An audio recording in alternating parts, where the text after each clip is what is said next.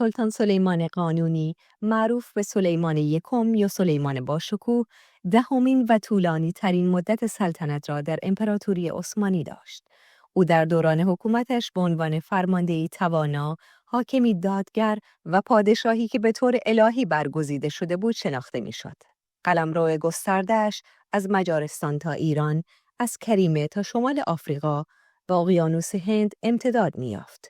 در حالی که با هابسبورگ‌های کاتولیک و صفویان شیعه درگیر رقابت‌های سرسختانه‌ای بود، امپراتوری چند زبانه و چند دینی را اداره می‌کرد و به اتباع خود صلح و رفاه را وعده می‌داد.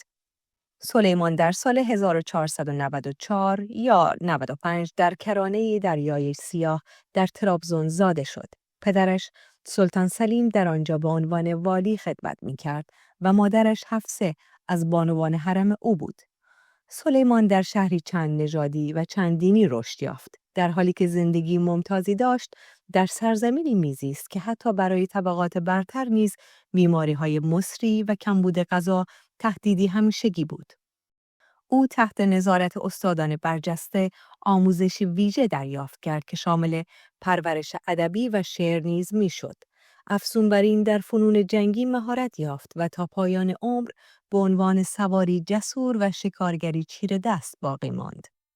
دوران نوجوانی و جوانی سلیمان در سایه پدرش سلطان سلیم که مردی سختگیر و مستبد بود سپری شد. مانند سایر شاهزادگان عثمانی پس از رسیدن به سن بلوغ حق یافت که به عنوان والی خدمت کند. پس از مذاکرات پرتنش میان پدرش و دربار، او به کفه در شبه جزیره کریمه منصوب شد. بعدها پدرش سلیم این شهر را به عنوان پایگاهی برای سرنگونی سلطان وقت با یزید دوم به کار گرفت. سلیم پس از دستیابی به تاج و تخت در سال 1512 تمامی برادران و برادرزادگانش را از میان برداشت. در سال 1514 با شکست دادن شاه اسماعیل پیشروی نهضت آخرالزمانی صفوی را در قلمرو عثمانی متوقف کرد و در سالهای 1516 الی 17 با حمله به سلطنت مملوکانه مصر قدرت خود را گسترش داد. پس از جلوس پدرش سلیم به سلطنت، سلیمان به عنوان والی یکی از ایالت‌های غربی آناتولی منصوب شد. در جریان لشکرکشی‌های سلیم، او به عنوان نایب السلطنه در ادیرنه که دروازه‌ای به سوی ایالت بالکان بود مستقر شد و از نزدیک با اداره امپراتوری آشنا گردید. این سالها دوران ورود سلیمان به کانون زندگی سیاسی و فرهنگی عثمانی بود. به عنوان نشانی از بلوغ فکری و ظرافت فرهنگی، سرودن شعر را آغاز کرد. همچنین از همسران خود صاحب فرزند شد. روند تداوم نسل خاندان عثمانی را تضمین کرد و از دوران جوانی به جایگاه پدر شدن گام نهاد. کنترل پدرش سلطان سلیم بر شهرهای مقدس مکه و مدینه و مبارزه بی‌امان او با جریانهای غیر سنی اسلامی در سالهای پیش از سلطنت سلیمان هویت دینی سیاسی عثمانی را با رنگ و بوی خاصی شکل داد. افزون بر این فتوحات سلیم در شرق و جنوب عثمانیان را قادر ساخت تا از شبکه‌های گسترده تجارت جهانی بهره مند شوند. بدین ترتیب در دوران سلیم امپراتوری عثمانی نه تنها بر قلمروهای وسیع بلکه بر مسیرهای حیاتی تجارت منطقه‌ای و جهانی نیز تسلط یافت. سلیمان این میراث جغرافیایی و فکری را از پدرش دریافت کرد و آن را به چنان اوجی رساند که پیش از او هیچ سلطان عثمانی حتی در تصور خود نیز بدان نرسیده بود. سلیمان در پاییز 1520 پس از درگذشت پدرش بر تخت عثمانی نشست. از آنجا که هیچ برادر، عمو یا برادرزاده‌ای نداشت که بتواند بر ادعای سلطنت او اعتراض کند، به نظر می رسید که جلوسش بی درد سر باشد. با این حال موانع مهمی بر سر راه او قرار داشت که می بایست بر آنها غلبه کند. او در میان بخش‌های بزرگی از نخبگان حکومتی چندان شناخته شده نبود. هرگز فرماندهی نیروهای نظامی در میدان جنگ را تجربه نکرده بود و در میان درباریان جناح و حلقه‌ای از حامیان شخصی نداشت. نخستین گام او معرفی خود به عنوان حاکمی دادگر بود، ویژگی که در پدرش چندان دیده نمی‌شد. دومین اقدامش هدایت سپاهیان عثمانی به سوی اهدافی بود که پدرش از آنها غفلت کرده بود. در سال 1521 بلگراد را از مجارها گرفت. در سال 1522 جزیره رودوس را از شوالیه‌های هوسپیتالر فتح کرد و در سال 1526 در نبرد موهاج شاه لایوش دوم پادشاه مجارستان را شکست داد و بدین ترتیب زمین ساز فروپاشی پادشاهی مجارستان شد. سومین اقدام سرنوشت ساز او انتصاب ابراهیم، یکی از خدمتکاران دربار، به مقام عالی صدارت اعظمی بود. این همچنین زمانی بود که با خرم، یکی از زنان حرم، رابطه‌ای آغاز کرد که تا پایان عمرش ادامه یافت. پس از سال 1526 سلیمان در جبهه اروپا با رقبای قدرتمندی روبرو شد.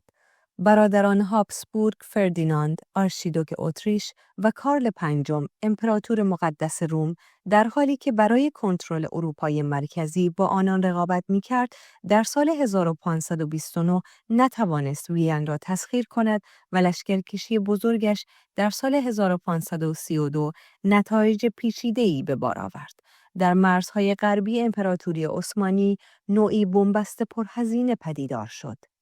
سلیمان سپس توجه خود را به شرق معطوف کرد. در خلال لشکرکشی در سال 1534 الی 36 علیه صفویان، او بغداد و سرزمین‌های گسترده‌ای را به تصرف درآورد، اما موفق نشد صفویان و حامیانش را به طور کامل سرکوب کند. سلیمان تنها با چالش‌های نظامی روبرو نبود، بلکه همواره به دنبال راه‌هایی می‌گشت تا خود را به عنوان امپراتوری قدرتمند جلوه دهد. با کمک صدر اعظم و همرزم دیرینش ابراهیم، از سنت‌های فرهنگی آسیای میانه و اسلامی الهام گرفته و خود را پادشاهی برگزیده معرفی کرد. در اواخر دهه 1520 و اوایل دهه 1530 سلیمان خود را چهره مسیحیایی معرفی کرد که اسلام و مسیحیت را زیر یک پرچم متحد خواهد ساخت. رقابت او با کارل پنجم نه تنها بر سر کنترل اروپای مرکزی بود، بلکه برای به چالش کشیدن عنوان امپراتور مقدس روم نیز ادامه داشت. با این حال در سال 1536 سلیمان به دستور خود ابراهیم را اعدام کرد و به جای او افراد دیگر را برای اداره حکومت برگزید که در میان آنها دامادش رستم پاشا نقش برجسته‌ای داشت. در دهه‌های 1530 و 40 امپراتوری عثمانی بیش از پیش چهره نظامی به خود گرفت. لشکرکشی‌های گسترده علیه صفویان، درگیری‌های شدید در اروپای مرکزی، افزایش قدرت نیروی دریایی در مدیترانه و نبردهای سرنوشت ساز در اقیانوس هند عثمانی را به نیروی بی‌رقیب در منطقه تبدیل کرد. دستگاه دیوان سالاری بیش از پیش گسترش یافت تا کنترل سلطان بر منابع امپراتوری را مستحکم‌تر سازد. همچنین تلاش‌های مهمی برای هماهنگ سازی شریعت با قوانین سلطنتی صورت گرفت. در همین دوره سلیمان و خرم با در نظر گرفتن میراث خود نخستین اقدامات خیرخواهانه گسترده را بنیان نهادند. از اوایل دهه 1540 همه چیز در اطراف سلیمان یادآور گذر عمر و ورودش به دوران پیری بود. ریش و مویش با لکه‌های خاکستری آمیخته شده بود. علیرغم درمان‌های پزشکان، بیماری نقرس با دردهای ناتوان کننده همراه بود، هر روز بیش از پیش او را تحت تأثیر قرار می‌داد. شایعات درباره جانشینی یکی از پسرانش روز به روز بیشتر می‌شد و این حس انزوا را در او تقویت می‌کرد. استاد و همراه همیشگیش خیرالدین درگذشت. پسر محبوبش محمد در 21 سالگی بر اثر یک بیماری مصری جان باخت. زندگی سیاسیش نیز سراسر از ناکامی بود. در نخستین سالهای سلطنتش رویای آن را داشت که همه دشمنانش را به زانو درآورد و شرق و غرب را با عدالت اداره کند. اما پس از لشکرکشی‌های طولانی و پرهزینه، هابسبورگ‌ها و صفویان که ابتدا عقب نشینی کرده بودند، بار دیگر تجدید قوا کرده و مقاومت نشان دادند. متحدانش از جمله مجارهای مخالف هابسبورگ و فرانسوی‌ها به چشم او ضعیف، دودل و غیر قابل اعتماد بودند. سلیمان به مردی خشمگین تبدیل شد. در دیدارهای رسمی سفیران خارجی را آشکارا سرزنش می‌کرد و خویشتن‌داری همیشگیش را از دست داده بود. برای دانستن این که آیا سلامتش بهبود خواهد یافت، آیا در قدرت باقی خواهند ماند و آیا سپاهیانش را به پیروزی هدایت خواهد کرد یا نه، بیش از پیش به پیشگویان متوسل شد. در دهه 1550 زندگی سلیمان بیش از پیش پیچیده شد. بزرگترین چالش داخلی سلطان سلیمان رقابت میان پسرانش بر سر جانشینی بود. او به ظن شورش فرمان اعدام یکی از پسرانش را صادر کرد. تأثیر خرم سلطان باعث شد که شاهزاده سلیم به عنوان وارث اصلی مطرح شود و در نتیجه شاهزاده مصطفی از صحنه کنار گذاشته شود. قتل مصطفی تأثیر عمیقی در تاریخ عثمانی بر جای گذاشت و هم در داخل امپراتوری و هم در خارج از آن واکنش‌های شدیدی برانگیخت. چند سال بعد پسر دیگری سر به شورش برداشت. شکست خورد و به ایران گریخت، اما به دستور سلیمان در آنجا به قتل رسید. از همان ابتدا سلامت سلطان رو به وخامت گذاشته بود و این روند ادامه یافت. سپس همسر محبوبش خرم از دنیا رفت. امپراتوری که او گسترش داده و دستگاه دیوان سالاری که در ساخت آن مشارکت کرده بود، از فشار ناشی از توسعه بیش از حد آسیب دید. سلیمان بار دیگر در برابر دشواری‌های پیش رویش ایستادگی کرد و پاسخش خلق میراثی بود که خود آن را شکل داده بود. او فرمان داد که در قسطنطنیه یک مجموعه خیریه عظیم گرداگرد مسجدی با شکوه بنا شود. سلیمان که در طول زندگیش عاشق شعر بود، در صدد برآمد که روایت سلطنتش را از دیدگاه خود ثبت کند. حاصل این تلاش اثری مصور و فاخر به زبان فارسی بود که سلیمان نامه نام گرفت. این اثر 30 سال نخست سلطنت او را از جلوس در سال 1520 تا اواسط دهه 1550 به تصویر کشید. در یکم ماه می 1566 سلیمان در حالی که نیروهای ویژه درباری همراهش بودند از استانبول رهسپار میدان نبرد شد. او که از پیری، نقرس و مشکلات گوارشی رنج می‌برد، میبایست به سپاهیانش فرماندهی کند تا ثابت کند هنوز آنقدر سالم، آنقدر قدرتمند و آنقدر پادشاه است که بتواند بر تخت بماند. همه چیز او را اندوهگین و آزرده می‌کرد. باران‌های شدید جاده‌ها را گل‌آلود کرده و پیشروی سپاه عثمانی را دشوار ساخته بود. زنجیره تأمین تدارکات دچار اختلال شد. سلیمان که از خستگی و ناکامی لبریز شده بود، خشم خود را بر سر اطرافیانش خالی کرد. برخی را از مقامشان برکنار کرد و دستور داد در برابر همگان تنبیه بدنی شوند. وقتی به قلعه سیک در مجارستان هدف نهایی لشکرکشی رسید، از شدت بیماری فرسوده شده بود. در حالی که نیروهای عثمانی مشغول محاصره قلعه بودند، وضع سلامتیش روز به روز وخیم‌تر شد. سرانجام در شب 6 یا 7 سپتامبر 1566 پیش از آنکه قلعه به طور کامل به دست سپاهیان عثمانی بیفتد، از دنیا رفت. پس از مرگش جسدش غسل داده شد و در کفنی سفید پیچیده و در زیر چادرش دفن گردید.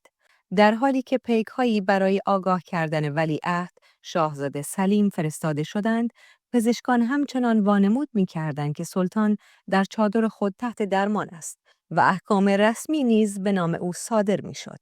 سرانجام در کنار مسجد سلیمانیه که به فرمان خودش بنا شده بود و در جوار آرامگاه همسرش خرم سلطان به خاک سپرده شد. سلیمان در طول زندگی خود به عنوان فرماندهی توانا، حاکمی دادگر و پادشاهی که به طور الهی برگزیده شده بود، مورد ستایش قرار گرفت. معاصران اروپاییش که او را ترک بزرگ می‌نامیدند، از عظمت و قدرتش شگفت زده بودند. او بر دربار و سپاهی عظیم فرمانروایی کرد و ثروتش به اسطوره تبدیل شد. در شرق نیز دیدگاه‌ها درباره سلطان سلیمان متناقض بود. سلیمان برای آنان هم دشمنی سرسخت بود که پیوسته مرزهایشان را به چالش می‌کشید و هم فرمانروایی که شکوه و اقتدارش را نمی‌توانستند نادیده بگیرند. سلیمان میراثی چند لایه و همچنان مورد مناقشه بر جای گذاشت. برخلاف بسیاری از پادشاهان عثمانی، او با یکی از زنان حرم ازدواج کرد و بخش اعظم عمرش را به او وفادار ماند. شدت عشق میان آن دو از اشعار سلیمان و نامه‌های خرم به وضوح آشکار است.